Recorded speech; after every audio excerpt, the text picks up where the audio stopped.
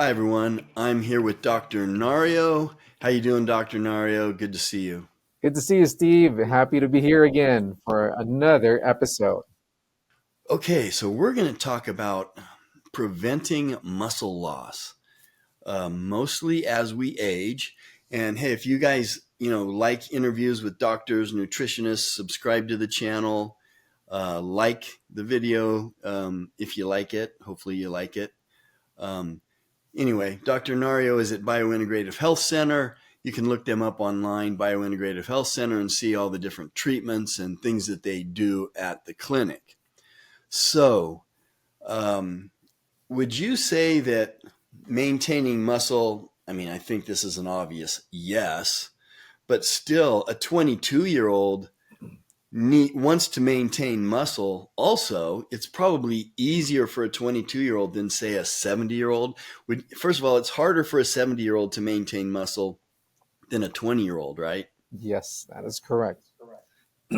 Yeah, so this is a phenomenon, Steve, that's happening that maybe even our elderly is not aware of. And this is, as you mentioned a while ago, sarcopenia. So let's not make that a little complicated for our audience, but it's just the muscle loss that happens in aging.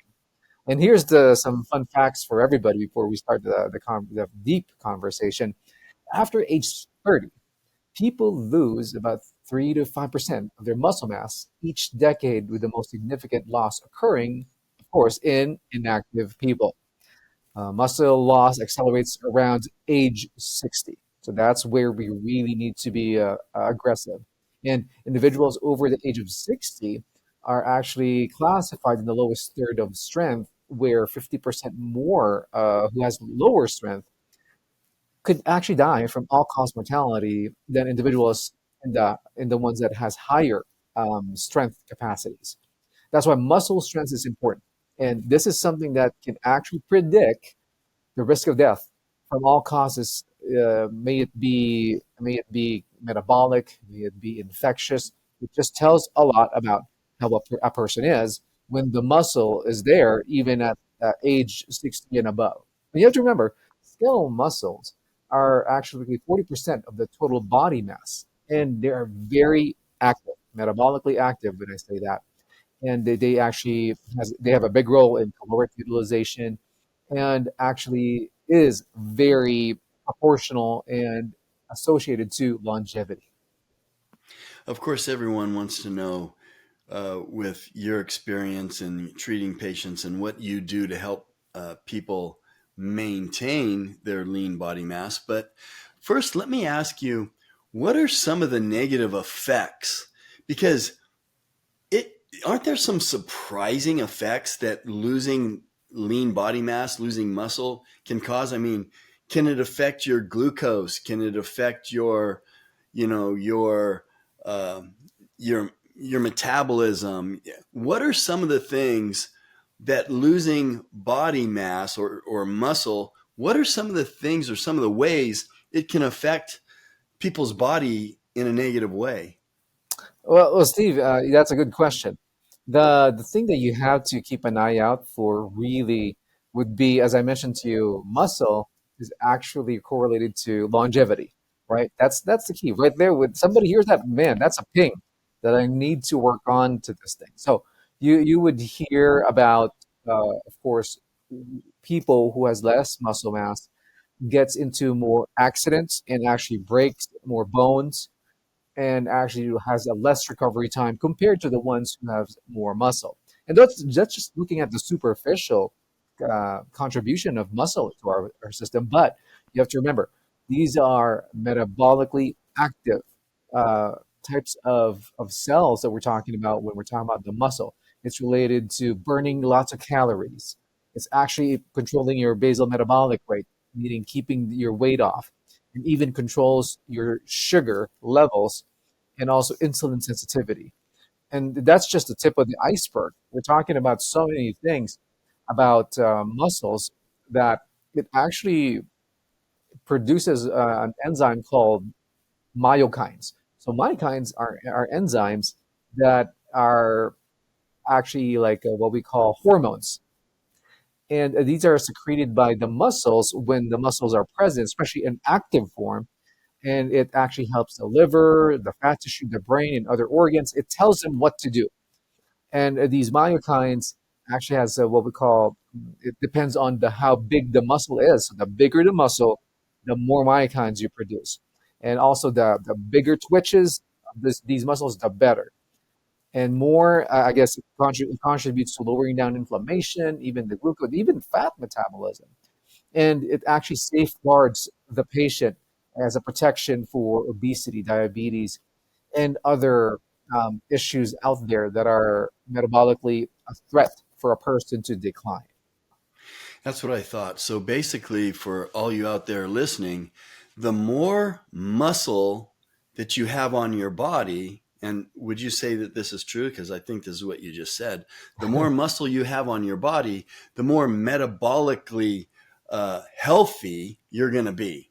That is, I'm not promoting uh, our seniors to be running the Ironman marathon or be in fit classes, but I'm just saying that that lean figure is enough for you to really be having enough muscle.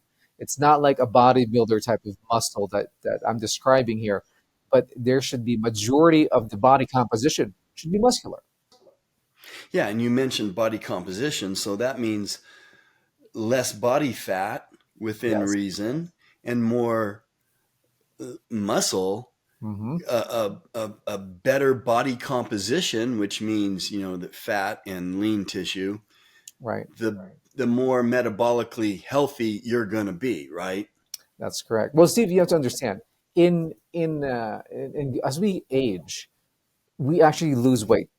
I mean, I'm not saying a fat only pertaining to fat, but we're also losing what we call muscle. That's why you would see well, as we get older, right? Scale, skinny, frail. That's usually what the description of elderly would be. But that's why when you lose weight, you always have to remember you're losing muscle. And this is also evident with the new drugs out there called the GLP-1s, right? The semaglutides, and even people who go through bariatric surgery. That's why this is something that we always emphasize, not only in that specific age group, but we're now talking about people who are actually taking these specific medicines, for example.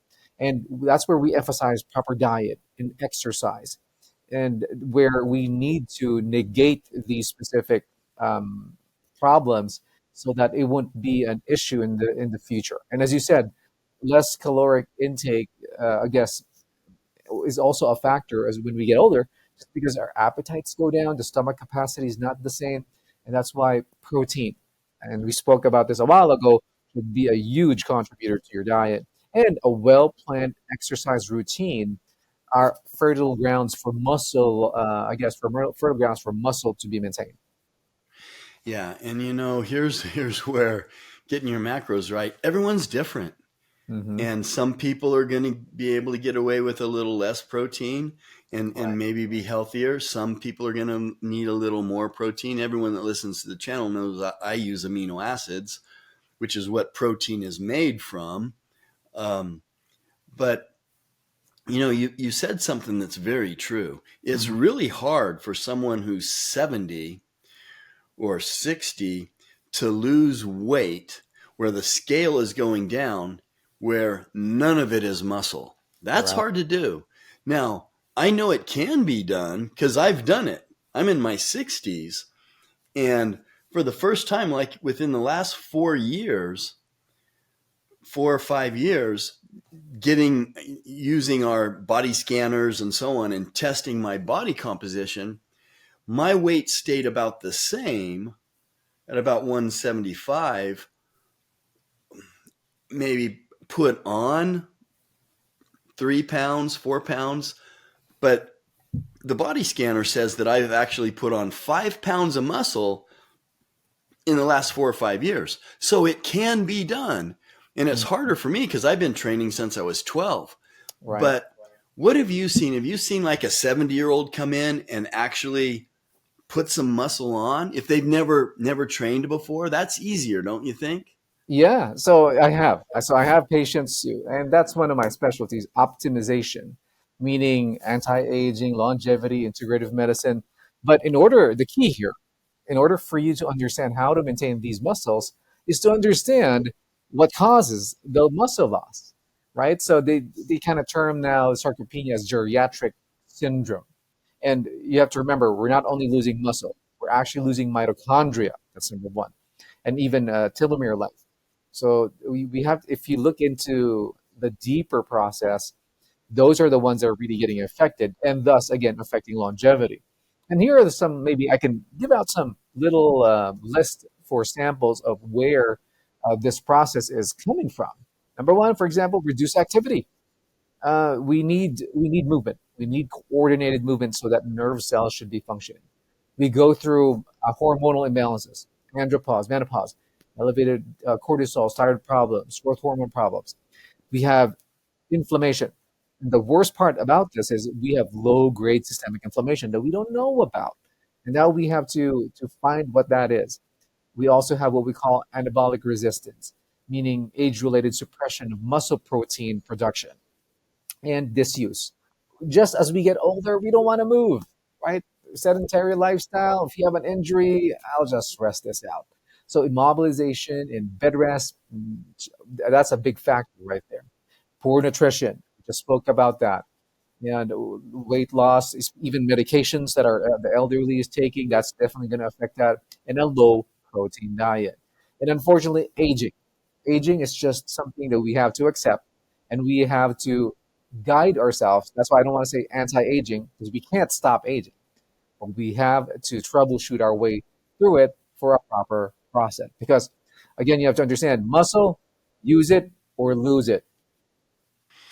Okay, so yeah, right there at the beginning, you kind of teased us a little bit on what causes the um, loss of muscle, and you named a few things: inflammation, a lack of movement. So, what can we do? I'm assuming the reverse, but just give us a little more explanation on diet and the things that we can do to maintain as much muscle as possible Right. and keep the mitochondria working as good as possible. Give us some tips on what you've seen with your patients on how you've done this and how you've had some success Right. on helping them maintain muscle or maybe even put some on. Well, Steve, that this is probably the meat of our discussion now. And good point that you brought out there, diet. So let's start with that. I would not suggest an elderly senior patient of mine to go on a vegan diet. The reason for that would be we need protein. And then when I say protein, I'm talking about animal sources here. Sure, plant proteins are there, but if you can meet that requirement, sure, but it's harder. That's why I always go for, I'm a vegetarian, even though it's hard for me to say it for my elders to like, hey, eat meat, right? But choose organic, grass fed, no chemicals. So those are just better options. That's why, as a senior, don't go for full veganism, right? That's my main point there in a generic way. Another one that I use would be hormone therapy. A huge contributor to muscle mass would be testosterone therapy. So this is something that I always emphasize to my patients, that testosterone is not only for libido, not only for that umph, but this is actually more for cardiometabolic health, which includes maintaining your muscle. And the cheapest one that you could actually focus on is actually exercise. So you like this, you're a big fan because of the production of the molecules called exerkines. So exerkines are peptides, RNA signaling molecules that get produced when you exercise, and part of that are myokines. So muscles release such enzymes to lower down inflammation, like IL-6 and even irisin, which promotes fat to actually be brown and produce more heat. Adipokines produces a lot of insulin and sensitivity proteins, and also anti-inflammatory. Osteokines makes your bone stronger. Neurokines produce BDNF for the brain. So, and that's why it's the cheapest way to really maintain your muscles, and that's why I'm focusing more on resistance training. So there's cardio, right? There's There's also aerobic exercise, but nothing beats building that muscle via resistance training. Yeah. So I agree. You know, I think people can be a healthy vegan. I've done it and I've got my blood work done and it was really good. But Hmm. you got to really know what you're doing to be All right, vegan. that's You right. got to know foods, and you can't just go eat processed foods because there's no rule that says a vegan can't eat processed foods, you know? So just because you're a vegan doesn't mean you can just eat whatever you want as long as it's not meat. You Yeah, still no got to eat impossible healthy burgers. foods. You know Right. that. And but you can do it, but you're saying it's harder, obviously, for older people. They're going to need a little more protein, and you're suggesting they can get that from fish or chicken or Hmm. beef or any animal based type of protein. Right. Okay, so um, very interesting, um, and also resistance training. Not you don't have to be in a hit class. You don't have to have those six pack abs. Just get a stretch band, body weight training, push ups on the wall. Hey, it'll get you somewhere for sure. Yeah, it really will. That's why I always encourage people get in the gym. If you don't want to get in the gym, do some wall push ups, do some body squats at your table. It Yeah. will make a difference in helping to maintain some muscle mass and make sure you get, at least some protein. So, any last thoughts or suggestions for people who are trying to maintain as much lean body mass as they can as they age? Any last quest Yeah. or thoughts or ideas for people? Yeah, so 2 points. So that's why you need your doctor to be involved with this. Everything that I just mentioned to you, it's free. You can do it, right? But the thing here is one of the factors to maintain muscle mass is your thyroid. We need to check if you're in a hypothyroid state, these muscles are not going to grow. They're going to be fatigued. With every work that you put in it, it's not going to get bigger, right? So that's a medically necessity that we need to intervene with our providers. And also, we're talking about resistance training, right? I'm really talking about if the ones who does not move are not motivated. Here's a study for you to think about. Actually, there are drivers in a public trolley in London actually had twice as many acute heart attacks as conductors of the same trolleys. The only notable difference was that the conductors walked as they collected tickets versus drivers that sat. Meaning, if you don't want to be super active, walking, moving, anything that can keep you mobile, that will be your key to maintaining your muscle. Yeah, so you made a really good point, and this is something I know that you do at the clinic. And just for letting everybody know, Dr. Nario is my doctor. Uh, so, um, getting your hormones right. And that's something that you do. And that's not easy all the time, getting your hormones right. You may Mhm. need, you said thyroid, getting your testosterone right and your Mhm. estrogen and all this stuff, especially with women. There's a lot of moving parts. Right. Um, but that plays a big role, doesn't it? I mean, you said it, the thyroid, that's one. And then the testosterone and everything else, getting that right makes a big difference, right? Yes, that's correct. And that is something that you do at the clinic. Yes, bread and butter. I must tell you, hundreds of patients seeing now, and these are things I always optimize. All right. So, Dr. Nario, as always, appreciate you being here. We appreciate your input, and we will see you next time. Well, thank you, Steve, for having me again. As we all know, that knowledge is power, and thank you for letting me provide you with edge on longevity and health maintenance, which I call the biological edge or the bio edge.